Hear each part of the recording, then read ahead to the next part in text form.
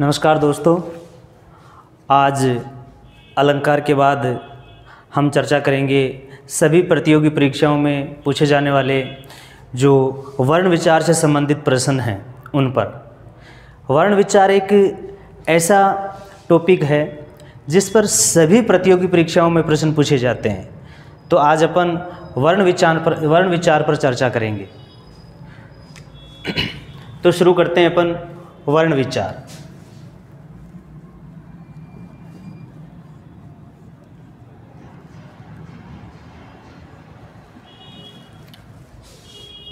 वर्ण विचार में जो सबसे महत्वपूर्ण कड़ी है वो है वर्ण, कि वर्ण क्या होता है। तो वर्ण को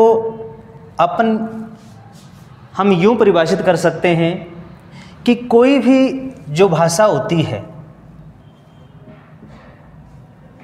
किसी भी भाषा की जो सबसे छोटी इकाई, किसी भी भाषा की सबसे छोटी इकाई वर्ण या ध्वनि कहलाती है। वर्ण या ध्वनि कहलाती है। यानी वर्ण किसको बोलते हैं कि भाषा की सबसे छोटी इकाई जिसका अंतिम विभाजन कर दिया जाता है, अंतिम विभाजन कर दिया जाता है और उससे आगे उसका कोई विभाजन नहीं किया जा सकता।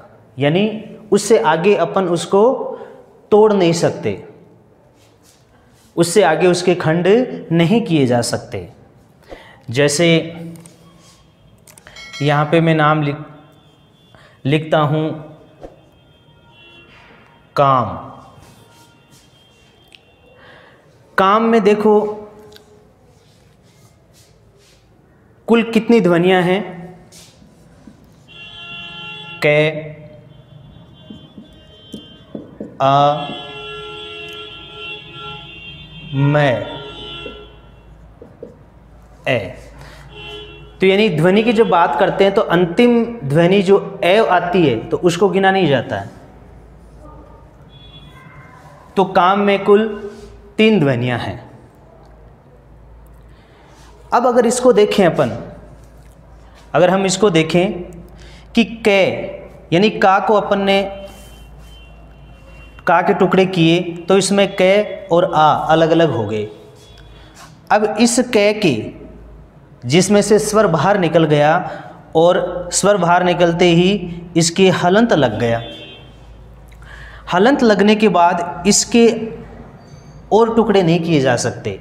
इसको हम इससे आगे विभाजित नहीं कर सकते। ना ही आ को कर सकते हैं और ना ही मैं को कर सकते हैं।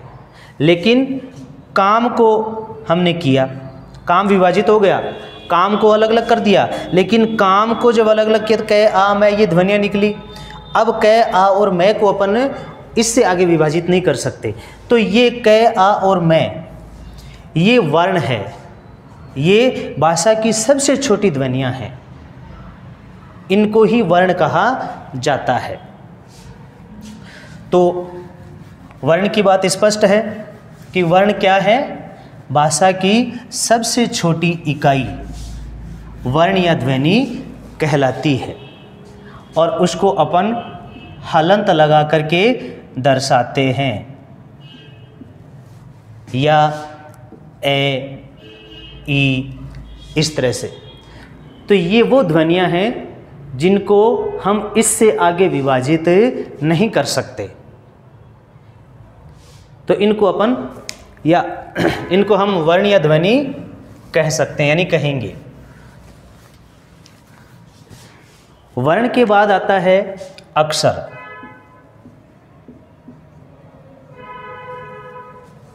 वर्ण के बाद आता है अक्षर। अक्षर क्या है? तो अक्षर जो है यानी ए धन क्षर, जिसका क्षय न हो, यानी जिसका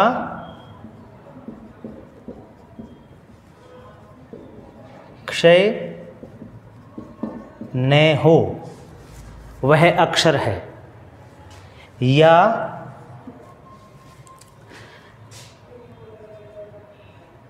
वर्ण समूह है,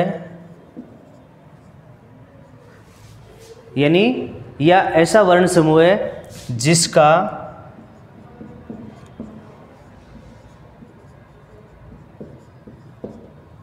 उच्चारण एक झटके से हो जाता है।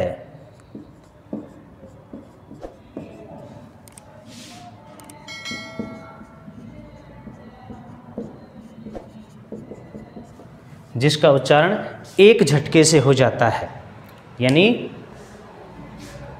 ए धन अक्षर जिसका क्षय न हो, जिसका विनाश न हो, जो नष्ट न हो, ऐसा वर्ण समूह है जिसका उच्चारण एक झटके से हो जाता है, उसे अक्षर कहते हैं। जैसे क, ख, ग, और इनके साथ अगर हम ए और मिला दें, ए ध्वनि को और मिला दें, तो फिर ये दोनों वर्ण मिलकर के ये बन जाएगा और हलंत हट जाएगा। तो अब ये जो है अक्षर है, यानी वर्णों का समूह है, एक से अधिक वर्ण एक साथ मिल गए, तो फिर ये वर्ण नहीं रहा, अब ये अक्षर बने गया। यहाँ हम इसको अक्षर बोलेंगे।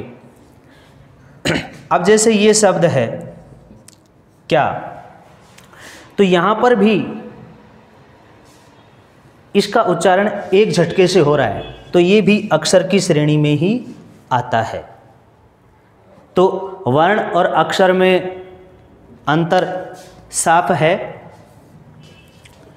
कि वर्ण जो है वो तो है भाषा की सबसे छोटी इकाई जिसका आगे विभाजन नहीं किया जा सकता, और अक्षर है वो वर्णों का समूह है जिसका उच्चारण जिह्वा के एक झटके से संभव हो जाता है, तो उसे अक्षर कहते हैं। तो ये तो बात हो गई वर्ण और अक्षर की।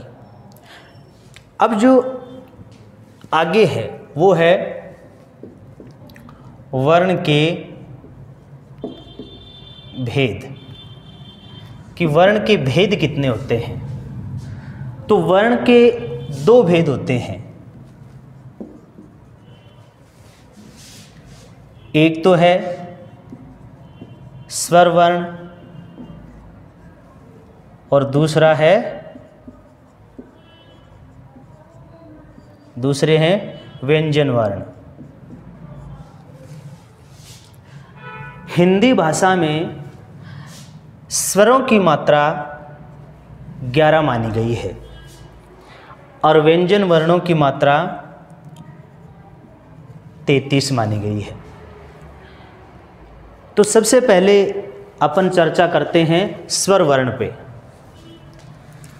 कि स्वर वर्ण पे जो प्रतियोगी परीक्षाओं में प्रश्न पूछे जाते हैं वो किस तरह से पूछे जाते हैं और कैसे हल किए जाते हैं। तो अपन लेते हैं स्वर वर्ण।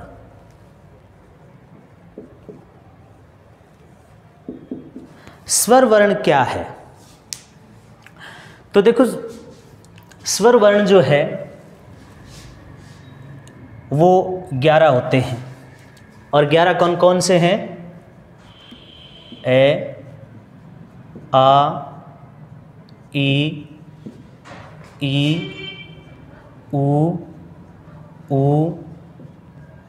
री, ए, ऐ, ओ, औ। ये 11 स्वर होते हैं, और इनका जब हम उच्चारण करते हैं,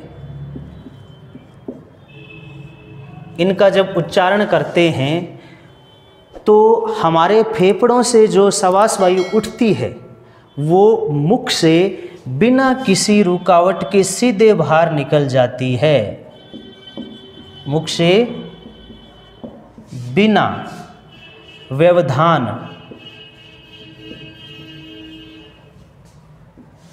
सीधे बाहर निकल जाती है, यानी फेफड़ों से जो श्वास वायु उठती है वो मुख से सीधे बाहर निकल जाती है।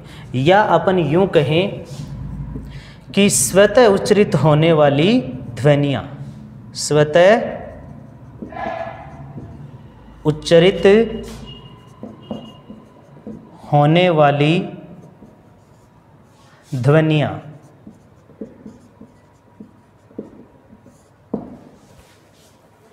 स्वर ध्वनियाँ कहलाती हैं। यानी जिन ध्वनियों के उच्चारण में हमें अन्य किसी की सहायता नहीं लेनी पड़ती और जो स्वतः उच्चारित होती हैं वो स्वर ध्वनियाँ कहलाती हैं।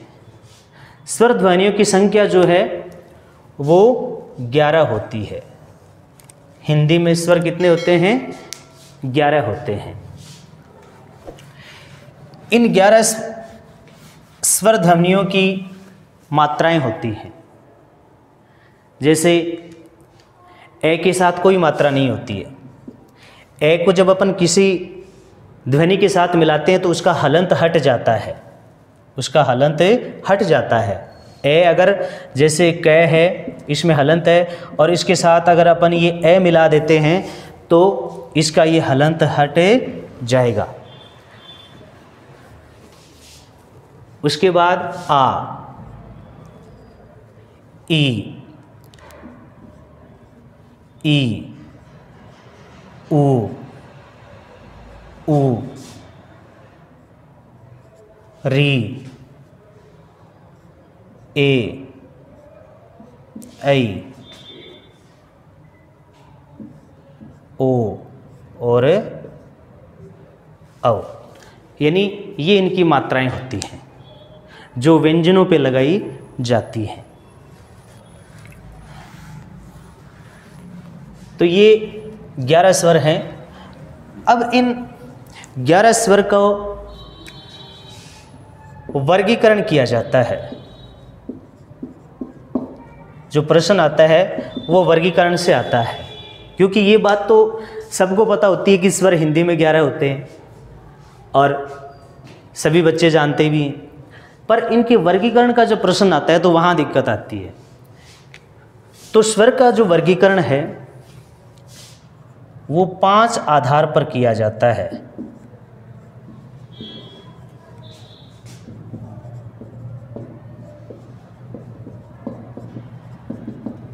यानी स्वर का वर्गीकरण हम कितने आधार पर कर सकते हैं? 5 आधार पर। और जिन 5 आधार पर स्वर का वर्गीकरण किया जाता है वो 5 आधार कौन से हैं और कैसे किया जाता है?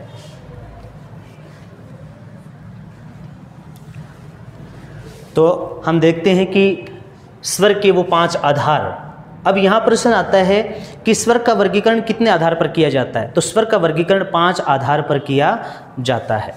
और वो 5 आधार कौन से हैं? पहला आधार है मात्रा काल, यानी मात्रा। दूसरा है उच्चारण। तीसरा है जिह्वा। इसको जिह्वा के उत्थापित भाग के आधार पर भी बोल सकते हैं। चौथा है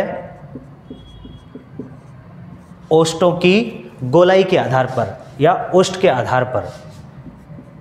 और पांचवा है मुखाकृति के आधार पर। यानी ये 5 आधार हैं: मात्रा काल का आधार, उच्चारण का आधार, जिह्वा का आधार, ओष्ठ का आधार और मुखाकृति का आधार।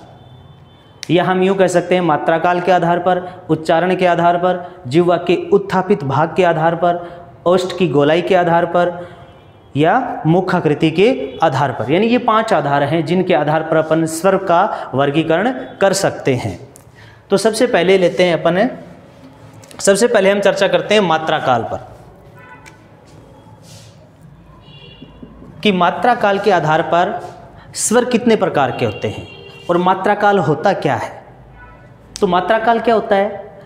जब हम किसी स्वर का उच्चारण करते हैं और उच्चारण करने पर जो समय लगता है उस समय को ही मात्रा कहते हैं। और उस लगने वाले समय के आधार पर या मात्रा के आधार पर, मात्रा काल के आधार पर स्वर 3 प्रकार के माने गए हैं। मात्रा काल के आधार पर स्वर 3 प्रकार के माने गए हैं। और मात्रा काल के आधार पर जो 3 प्रकार के स्वर हैं वो हैं ह्रस्व स्वर, दूसरे हैं दीर्घ स्वर,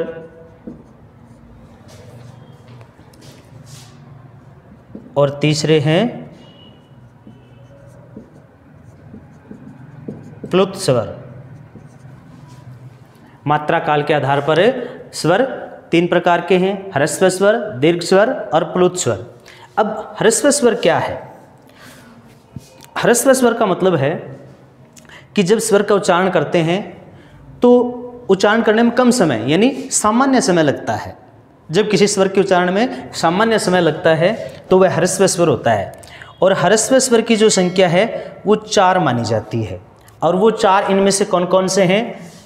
ए, ई, उ और री। ये 4 हैं, यानी ए, ई, उ और री, ये 4 ह्रस्व स्वर होते हैं। अब यहाँ प्रश्न आ जाता है कि ह्रस्व स्वर कितने हैं? तो इनकी संख्या कितनी है? 4। और कौन कौन से हैं? ए, ई, उ और री। फिर है दीर्घ स्वर। अब दीर्घ स्वर को दीर्घ स्वर क्यों बोलते हैं? क्योंकि इनके उच्चारण में सामान्य से दुगुना समय लगता है। जब दीर्घ स्वरों का उच्चारण करते हैं तो वहाँ सामान्य से दुगुना समय लगता है, तो इनको दीर्घ स्वर बोलते हैं। दीर्घ स्वर कितने हैं? तो जो ह्रस्व स्वर के बाद शेष रह गए वो सारे दीर्घ स्वर हैं। और शेष कौन से रह गए? आ, ई, उ, ए, ऐ, ओ, औ।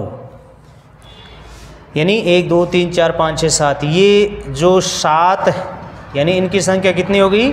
7। दीर्घ स्वर कितने होते हैं? 7। और कौन कौन से हैं? आ, ई, उ, ए, ऐ, ओ, औ। ये 7 दीर्घ स्वर होते हैं। इनका जब अपन उच्चारण करते हैं तो ह्रस्व स्वर से दुगना समय लगता है इनके उच्चारण में, तो इनको दीर्घ स्वर बोल देते हैं। अब दीर्घ स्वर जो होते हैं वो दीर्घ स्वर की रचना यानी व्युत्पत्ति 2-2 स्वर के मिलने से होती है।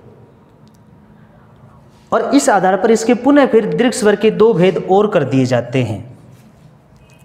एक तो है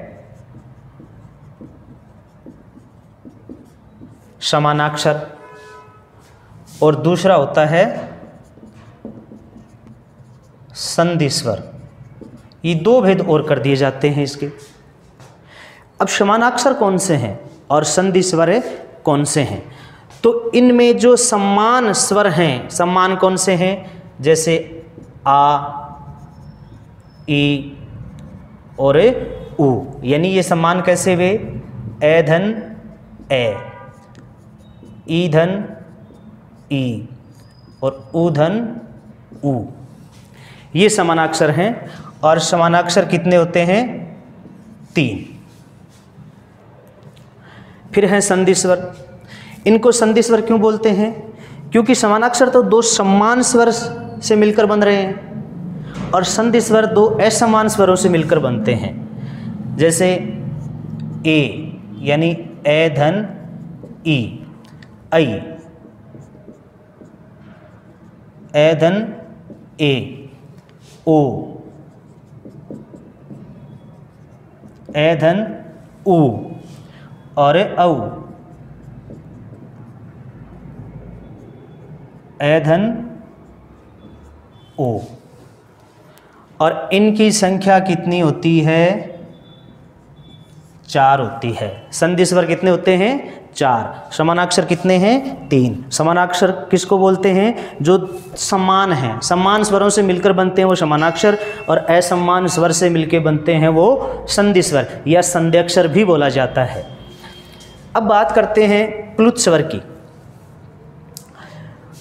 अब देखो ह्रस्व स्वर में 4 आ गए और ये 7 आ गए और अपने पास स्वर तो 11 ही थे, तो 11 स्वरों का विभाजन तो हो गया। फिर प्लुत स्वर तो कोई शेष ही नहीं रहा। अब प्लुत स्वर किसको बोलेंगे? तो प्लुत स्वर जो है वो मूलतः कोई स्वर प्लुत नहीं होता है, मूलतः कोई भी स्वर प्लुत नहीं होता है। लेकिन जब हम किसी स्वर का उच्चारण करते हैं और उसके उच्चारण में यदि सामान्य से तिगुना समय लग जाता है, सामान्य से तिगुना समय लग जाता है उच्चारण करने में, तो वहाँ पर वह स्वर जो है वो क्या बन जाता है? प्लुत बन जाता है फिर। और प्लुत स्वर के इस रूप को दर्शाने के लिए एक विशेष चिन्ह का प्रयोग किया जाता है और वो चिन्ह है ये चिन्ह जिस स्वर पे लग जाता है वो स्वर प्लुत बन जाता है। जैसे हम एक शब्द का उच्चारण करते हैं अक्सर, यानी यहाँ पर ये शब्द है ओम, एक तो बोलते हैं अपन ओ और एक इसको बोलेंगे ओम। तो यहाँ पर सामान्य स्वर से यानी सामान्य स्वर का उच्चारण करते हैं और यहाँ ओम का उच्चारण करते हैं तो सामान्य से तिगुना समय लग रहा है, तो यहाँ पर यह स्वर प्लुत बन गया।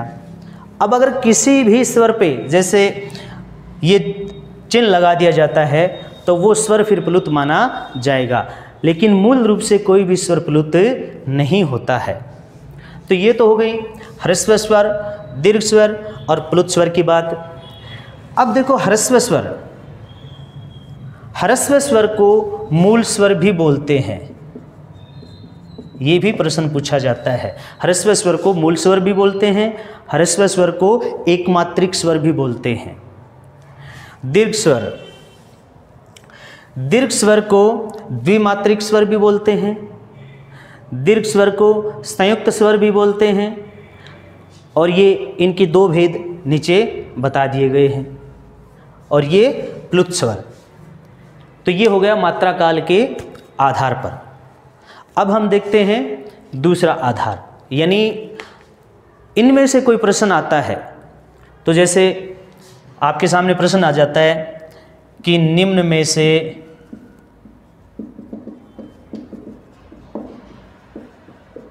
कौन सा स्वर प्लुत नहीं है, और ऑप्शन दे दे, जैसे आपके सामने ए दे दे और इस पे ये लगा दिया ई,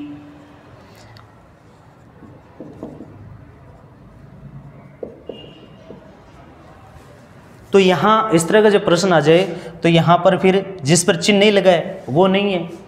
निम्न में से कौन सा स्वर प्लुत नहीं है, ये नहीं है। और ये पूछ ले कौन सा है तो 3 सीधे दे देगा, एक पर चिन्ह लगा देगा तो वो प्लुत स्वर बन जाएगा।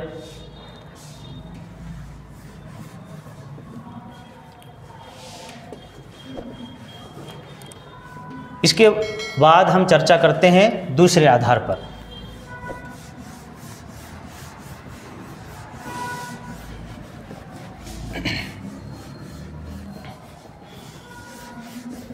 और अपना दूसरा आधार है उच्चारण। उच्चारण के आधार पर, यानी उच्चारण के आधार पर स्वर कितने प्रकार के हैं? 2 प्रकार के। और उच्चारण के आधार पर स्वर 2 प्रकार के कौन से हैं?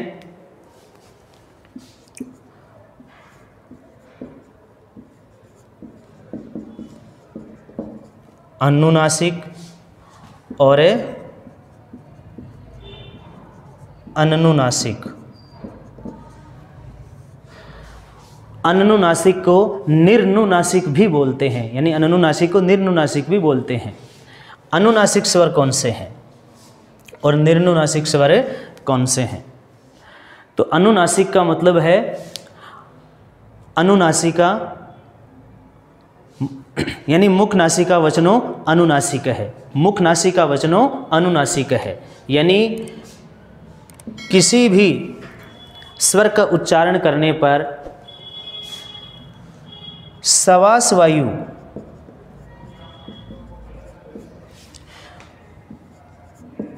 मुख और नासिका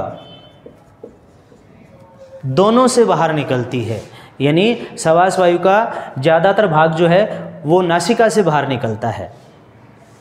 तो ऐसे स्वर जिनका हम उच्चारण करते हैं तो सवास वायु मुख और नासिका दोनों से बाहर निकलती है, वो स्वर अनुनासिक स्वर कहलाते हैं। जैसे अपन लिखें, जैसे यहाँ पर ये जैसे स्वर हैं ए, आ, ई,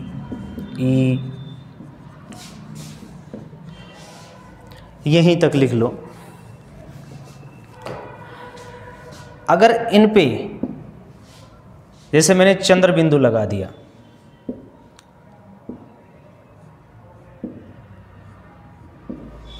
तो अब ये स्वर अनुनासिक स्वर बन गए। अब इनका उच्चारण करेंगे तो सवास वायु जो है वो मुख और नासिका दोनों से बाहर निकलेगी, तब हम इनको अनुनासिक स्वर बोलते हैं। और निर्नुनासिक यानी दूसरे जो स्वर हैं अनुनासिक,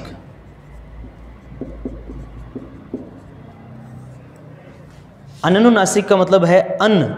यहाँ देखो शब्द कैसे बना है, अन्न धन अनुनासिक। अन्न का मतलब नहीं, जो अनुनासिक नहीं हैं या जिनके उच्चारण में वायु नासिका से बाहर नहीं निकलती है। या हम बोलें तो अपने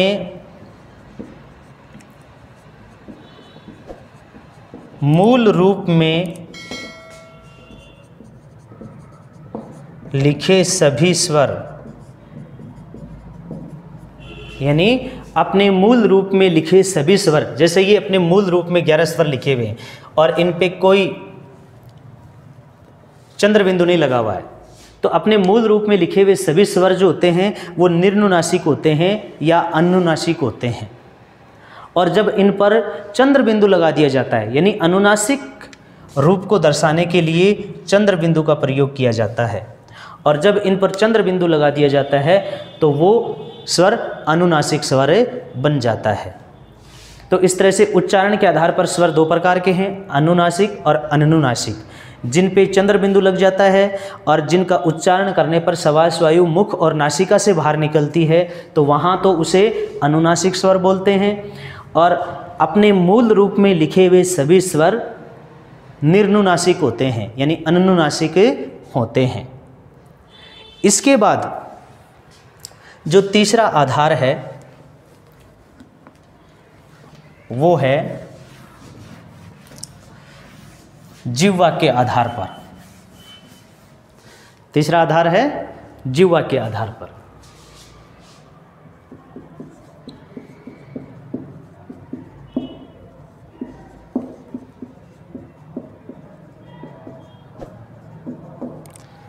कि जिह्वा के आधार पर स्वर कितने होते हैं, तो जिह्वा के उत्थापित भाग के आधार पर भी स्वर जो हैं वो 3 प्रकार के होते हैं। जिह्वा के उत्थापित भाग के आधार पर भी स्वर जो हैं वो 3 प्रकार के होते हैं। अब वो 3 प्रकार के कौन कौन से होते हैं वो देखो। पहला जो होता है वो होता है अग्र स्वर, दूसरे होते हैं मध्य स्वर और तीसरे होते हैं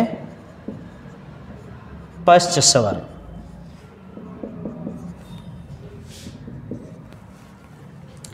यानी जिह्वा के आधार पर स्वर कितने प्रकार के हैं? 3, अग्र स्वर, मध्य स्वर और पश्च स्वर। अग्र स्वर कौन से होते हैं?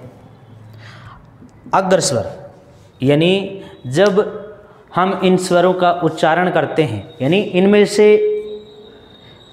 अपने को वो स्वर छांटने हैं जिनका उच्चारण करने पर जिह्वा का जो, यानी जिह्वा के आधार पर है, तो जिह्वा का आगे वाला भाग यानी नोक वाला भाग कंपित हो या ऊपर उठे। तो इनमें से ऐसे कौन से स्वर हैं जिनका हम उच्चारण करेंगे तो जिह्वा का नोक वाला भाग ही उठेगा, बाकी भाग निष्क्रिय रहेगा। तो हम उच्चारण करेंगे ई, ए, ऐ, यानी ई, ए, ऐ। ये 4 स्वर ऐसे हैं जिनका उच्चारण करेंगे तो जिह्वा का आगे वाला भाग यानी नोक वाला भाग ही कंपित होगा, वही ऊपर उठेगा। तो हम कह सकते हैं कि अगर स्वर 4 हैं और वो कौन कौन से हैं, ई, ए और ऐ, ये अगर स्वर होते हैं। फिर है मध्य स्वर, यानी ऐसा स्वर जिसका उच्चारण करेंगे तो केवल जिह्वा का मध्य भाग ही कंपित होगा, केवल मध्य भाग में ही हलचल होगी। वो स्वर केवल एक ही होता है और वो है ए। इसको उदासीन स्वर भी बोलते हैं और केंद्रीय स्वर भी बोला जाता है, यानी मध्य स्वर को उदासीन स्वर या केंद्रीय स्वर भी कहते हैं। और मध्य स्वर एक ही होता है और वो कौन सा है, ए। फिर है पश्च स्वर। पश्च स्वर यानी इन स्वरों में से या इन स्वरों का जब हम उच्चारण करेंगे तो जिह्वा का जो जड़ भाग है पीछे वाला वो कंपित होगा। और ऐसे स्वर कितने हैं जिनका उच्चारण करने पर जिह्वा का जड़ भाग कंपित होगा या जड़ भाग में हलचल होगी, तो वो हैं आ के बाद देखो ये तो ले लिए अपन हमने। फिर है ऊ और ओ औ।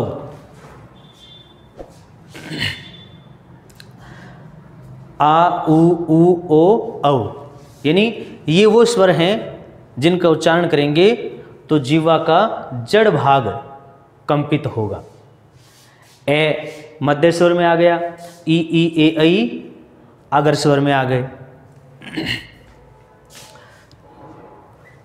यहां जैसे री है तो री का उच्चारण भी ई की तरह ही होता है। तो आ उ ओ औ ये है पश्च स्वर। अब हमारे सामने प्रश्न आ जाता है कि जिह्वा के आधार पर स्वर कितने प्रकार के होते हैं, तो 3 प्रकार के। अगर स्वर कौन से हैं या अगर स्वर कौन सा नहीं है, तो ये 4 स्वर अगर स्वर होते हैं, याद रखने हैं। मध्य स्वर कौन सा है, एक ही होता है, ए। पश्च स्वर कौन से हैं, तो आ उ ओ औ, ये 5 होते हैं।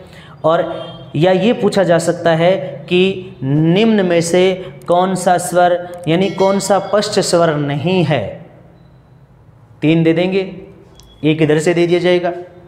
तो ये तभी हल कर पाएंगे ऐसे प्रश्न जब अपने को ये ध्यान में रहेगा। इसके बाद अगला जो आधार है वो है ओष्ठ।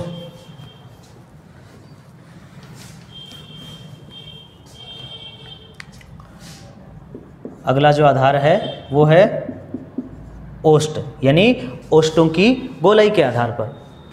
अब ओष्ठों की गोलाई के आधार पर स्वर कितने प्रकार के होते हैं, तो ओष्ठों की गोलाई के आधार पर स्वर जो हैं वो 2 प्रकार के हैं। ओष्ठों की गोलाई के आधार पर स्वर 2 प्रकार के हैं, और वो 2 प्रकार कौन से हैं? पहला है वृत्ताकार और दूसरा है अवृत्ताकार। हम इनको वृत्तमुखी या अवृत्तमुखी भी बोल सकते हैं। अब वृत्ताकार और अवृत्ताकार तो ओष्ठ की गोलाई के आधार पर, यानी इनमें से वो स्वर जिनका हम उच्चारण करेंगे तो होठों का आकार गोल हो जाएगा, और जिनके उच्चारण में होठों की आकृति गोल हो जाती है, यानी होठों का आकार गोल सा हो जाता है, वो तो वृत्ताकार हैं। और जिनके उच्चारण में होठ गोल न होकर के इधर उधर फैल जाते हैं वो हैं अवृत्ताकार। तो ऐसे कौन से स्वर हैं जिनके उच्चारण में होठों का आकार गोल हो जाता है? तो वो हैं उ ऊ, आप बोलकर या उच्चारण करके देख सकते हैं, उ ऊ, ओ, औ।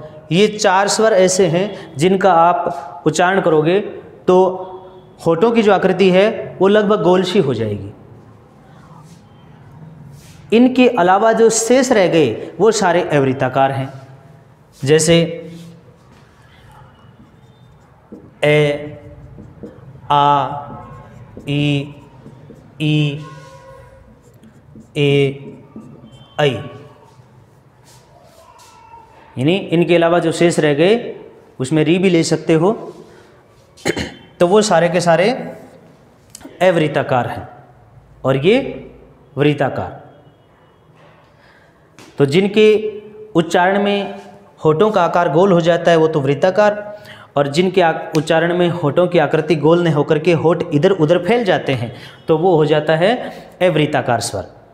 यानी एक तो बोलते हो आप ऊ और एक बोलते हो आ, तो ऊ में आ में बोलने में अंतर देखो, ऊ बोलोगे तो आकृति गोल हो रही है होठों की, और आ बोलोगे तो होठ इधर उधर फैल रहे हैं, तो वही अवृत्ताकार और वृत्ताकार होते हैं।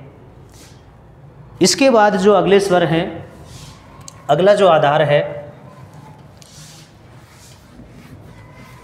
वो है मुखाकृति के आधार पर। 5वां जो आधार है वो है मुखाकृति के आधार पर।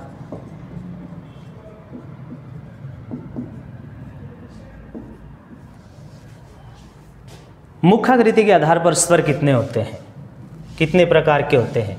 तो मुखाकृति के आधार पर स्वर जो हैं वो 4 प्रकार के होते हैं।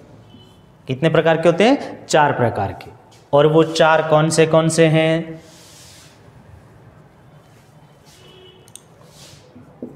पहला जो होता है वो होता है संवृत्त,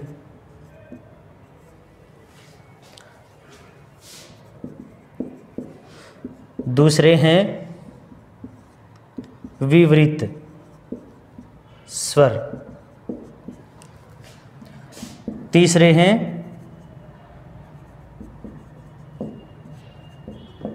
अर्धसंवृत स्वर, और चौथे हैं अर्धविवृत स्वर। तो मुखाकृति के आधार पर 4 प्रकार के स्वर हैं। संवृत स्वर, विवृत स्वर, अर्धसंवृत स्वर और अर्धविवृत स्वर। अब संवृत स्वर कौन से हैं, विवृत स्वर कौन से हैं, अर्धसंवृत स्वर कौन से हैं और अर्धविवृत स्वर कौन से हैं? तो संवृत स्वर कौन से होते हैं? संवृत स्वर जो होते हैं वो होते हैं कि जिन स्वरों के उच्चारण करने पर, यानी अपन स्वरों का, हम जिन स्वरों का उच्चारण करेंगे, इन स्वरों का जब हम उच्चारण करेंगे तो ऐसे स्वर कौन से हैं जिनका उच्चारण करने पर मुख जो है सबसे कम खुलता है, यानी न के बराबर, मुख केवल न के बराबर खुलेगा। और हमें वो स्वर छांटने हैं जिनका उच्चारण करने पर मुख जो है वो सबसे कम खुलेगा, बाकी सबसे कम खुलेगा, यानी न के बराबर। तो वो कौन से हैं? ई, ऊ और ऊ। ये 4 स्वर ऐसे हैं जिनका आप उच्चारण करोगे तो आपका मुख जो है वो बिल्कुल कम खुलेगा, न के बराबर। जैसे ई, ऊ, यानी होठ लगभग चिपके से रहेंगे, केवल हवा ही बाहर निकलेगी। तो वो स्वर जो हैं वो संवृत स्वर होते हैं। फिर है विवृत। विवृत स्वर में जब हम उच्चारण करेंगे तो मुख सबसे ज़्यादा खुलता है। और इनमें से वो स्वर कौन सा है जिसका उच्चारण करने पर मुख सबसे ज़्यादा खुलेगा? तो सबसे ज़्यादा इसमें खुलेगा, आ में। आप बोल के देखो, आ, तो इसमें मुख सबसे ज़्यादा खुलता है। तो विवृत स्वर होता है आ, एक ही है। अर्ध संवृत स्वर, अर्ध संवृत का मतलब है कि अर्ध संवृत स्वर का उच्चारण करने पर मुख जो है वो संवृत से थोड़ा ज़्यादा खुलेगा, संवृत से थोड़ा सा ज़्यादा खुलेगा। और ऐसे स्वर जो हैं वो हैं ए और ओ। इन दो स्वरों का उच्चारण करोगे तो मुख जो है वो संवृत से थोड़ा ज़्यादा खुलेगा, तो वो हैं अर्ध संवृत स्वर। फिर है अर्धविवृत। अर्धविवृत स्वर वो हैं जिनका उच्चारण करेंगे तो मुख अर्ध संवृत से तो ज़्यादा और विवृत से थोड़ा कम खुलेगा। अर्ध संवृत से तो ज़्यादा और विवृत से थोड़ा कम खुलेगा, वो हैं अर्धविवृत स्वर। जैसे ए, ऐ और औ, ये तीन स्वर। इन चारों में से मुख आकृति के आधार पर प्रश्न है कि सबसे कम मुख कौन से स्वर के या कौन से स्वरों के उच्चारण में खुलता है? तो संवृत में। संवृत के बाद अर्ध संवृत में, संवृत से थोड़ा ज़्यादा अर्ध संवृत में, अर्ध संवृत से थोड़ा ज़्यादा अर्ध विवृत में, और अर्ध विवृत से ज़्यादा विवृत में। यानी सबसे ज़्यादा मुख विवृत में खुलता है और सबसे कम संवृत में। तो इस तरह से ये हैं स्वर जिनको 5 आधारों पर जिनका वर्गीकरण किया जाता है। और इनमें से कोई भी प्रश्न आता है तो इन सब को ध्यान में रखना होता है। प्रश्न आ जाता है कि स्वर का वर्गीकरण कितने आधार पर? तो 5 आधार पर। 5 आधार कौन कौन से हैं या उनमें से कौन सा आधार नहीं है? वो 5 आधार अपने को याद हैं तो अपन उसमें से उत्तर छांट सकते हैं। या अलग अलग पूछ लिया जाता है, मात्रा काल के आधार पर स्वर कितने प्रकार के हैं, उच्चारण के आधार पर कितने हैं, जिह्वा के आधार पर कितने हैं, ओष्ठों की गोलाई के आधार पर कितने हैं, या मुखाकृति के आधार पर कितने हैं। या फिर ऐसा प्रश्न आ सकता है कि अर्ध संवृत स्वर कौन सा है, अर्ध विवृत स्वर कौन सा है, विवृत स्वर कौन सा है, संवृत स्वर कौन सा है या कौन सा नहीं है। इस तरह के प्रश्न पूछे जा सकते हैं। और ये जो वर्ण विचार हैं वो लगभग सभी प्रतियोगी परीक्षाओं में पूछे जाते हैं। अब हम इन सभी स्वरों को एक बार सारणी के माध्यम से देखते हैं।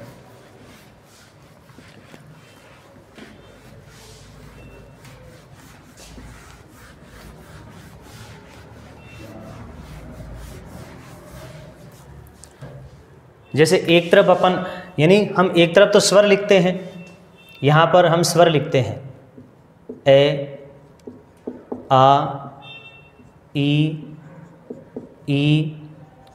उ, री, ए, ऐ, ओ, औ।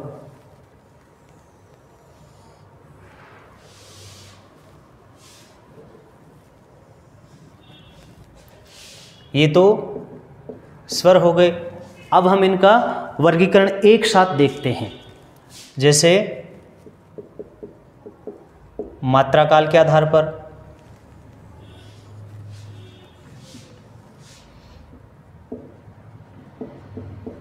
उच्चारण के आधार पर,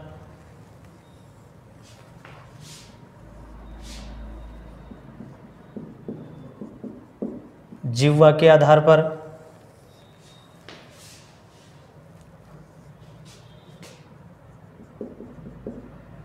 ओष्ठ के आधार पर,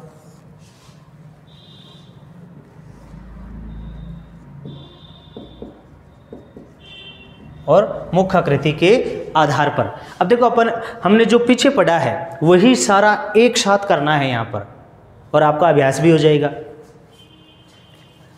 ए मात्रा काल के आधार पर कौन सा है? ह्रस्व। उच्चारण के आधार पर अनुनासिक, यानी अपने मूल रूप में लिखे हुए सभी स्वर अनुनासिक ही होते हैं। इन पे चंद्र बिंदु लगेगा तब ये अनुनासिक बनेंगे।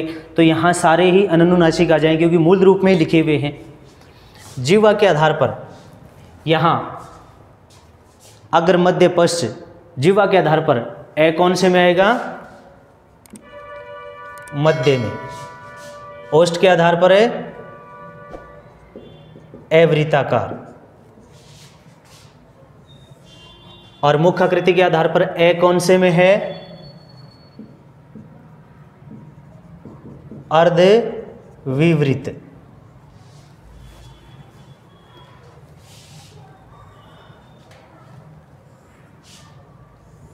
यानी इससे आपका सारा अभ्यास एक साथ हो जाएगा।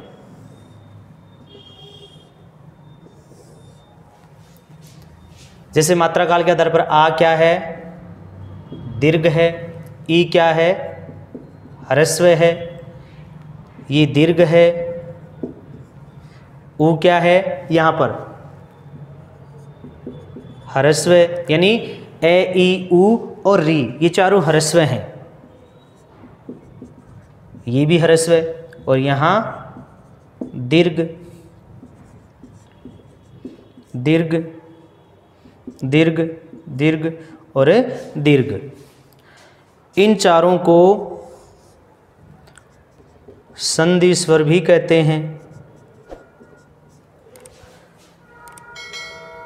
और इनको विसर्प वर्ण भी बोलते हैं, चारों को, संधि स्वरों को। अब यहाँ पर देखो, ये सारे ही मूल रूप में लिखे गए हैं।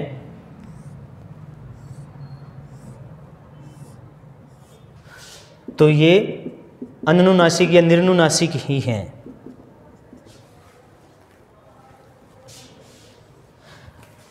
अब जिह्वा के आधार पर 3 है, अग्र मध्य पश्च। इनमें से अग्र स्वर कौन कौन से थे? मध्य कौन से थे? पश्च कौन से थे? ए तो मध्य था, एक ही था जिनको उदासीन स्वर या केंद्रीय स्वर बोला गया। अब आपको अग्र स्वर देखने हैं तो ये दोनों ई ई और ए आई,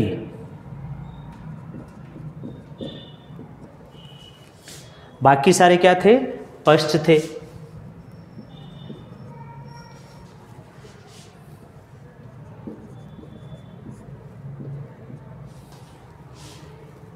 ये वैसे अग्र में ही आता है, लेकिन क्या इसका प्रयोग कम देखने को मिलता है, लेकिन शामिल है, उच्चारण भी इसका अग्र की तरह ही होता है।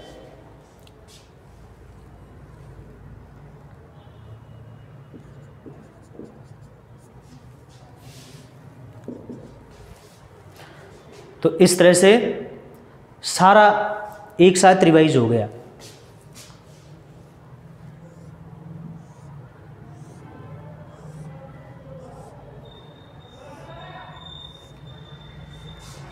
और ओष्ठ के आधार पर या ओष्ठों की गोलाई के आधार पर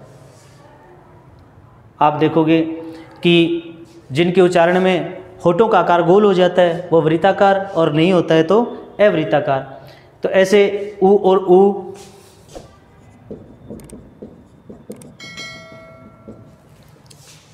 ओ और औ,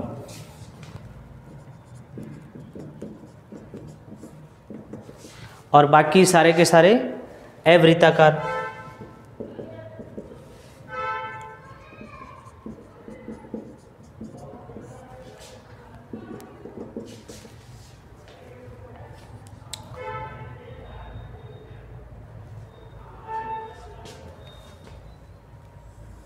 अब यहाँ थोड़ा ध्यान देने की बात है, मुख आकृति के आधार पर स्वर जो 4 प्रकार के हैं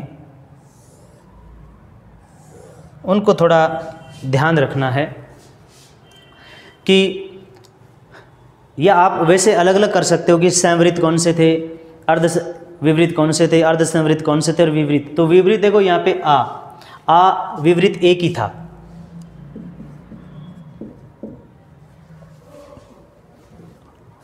ई ऊ ऊ,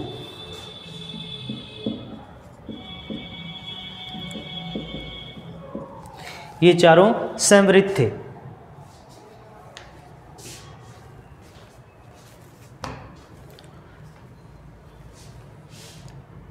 अब देखो ए, ऐ, ओ, औ। ए क्या था? अर्धसंवृत। और ओ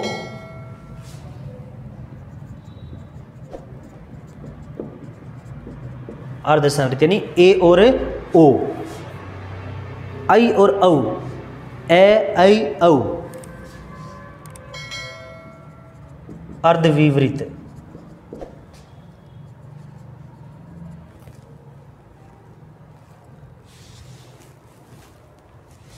यानी यहां पर ये नीचे वाला है,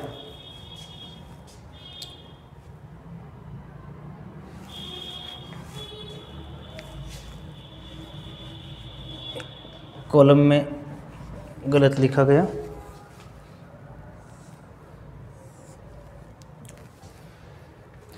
ए अर्धसंवृत और ऐ अर्धविवृत, ओ अर्धसंवृत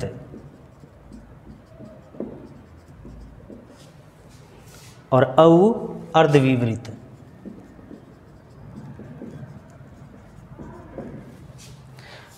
तो ये इस तरह से स्वरों का वर्गीकरण हो गया। एक बार पुनः मैं आपको रिवाइज करवा देता हूँ कि वर्ण क्या होता है। भाषा की सबसे छोटी इकाई वर्ण कहलाती है। भाषा की सबसे छोटी इकाई जिसका अंतिम विभाजन कर दिया जाता है और उससे आगे उसका कोई विभाजन नहीं हो सकता, तो वहाँ उसको वर्ण या ध्वनि के नाम से पुकारते हैं। जैसे अपन किसी व्यंजन के हलंत लगा देते हैं या स्वर, तो वो उनका फिर उससे आगे कोई विभाजन नहीं हो सकता, उन्हें वर्ण कहते हैं। और वर्णों का समूह है अक्षर कहलाता है, जिसका क्षय न हो, जिसका क्षरण न हो, या ऐसा वर्ण समूह जिसका उच्चारण जीवा के एक झटके से हो जाता है, उसे हम अक्षर कहते हैं। फिर वर्ण के भेद दो हैं, स्वर और व्यंजन। स्वर 11 होते हैं हिंदी में, जिनको 5 आधारों में बांट दिया जाता है। और वो 5 आधार कौन से हैं? मात्रा काल का आधार, उच्चारण का आधार, जिह्वा का आधार, ओष्ठ का आधार और मुख आकृति का आधार। और उनमें फिर मात्रा काल के आधार पर स्वर 3 प्रकार के, अगर मध्य पश्च, उच्चारण के आधार पर 2 अनुनासिक और अनुनासिक, जिह्वा के आधार पर 3 अगर मध्य पश्च, ओष्ठ के आधार पर 2 वृत्ताकार और अवृत्ताकार, और मुख आकृति के आधार पर 4 संवृत, अर्धसंवृत, विवृत और अर्धविवृत। इस तरह से 5 आधारों पर निम्नानुसार स्वरों का वर्गीकरण किया गया है। अब अगली चर्चा हम करेंगे व्यंजन पे। तब तक के लिए धन्यवाद। और अगर आपको पसंद आए तो ज़्यादा से ज़्यादा सब्सक्राइब करें, शेयर करें और हमारा साथ दें। धन्यवाद। तब तक आप इसका स्क्रीनशॉट ले लीजिए।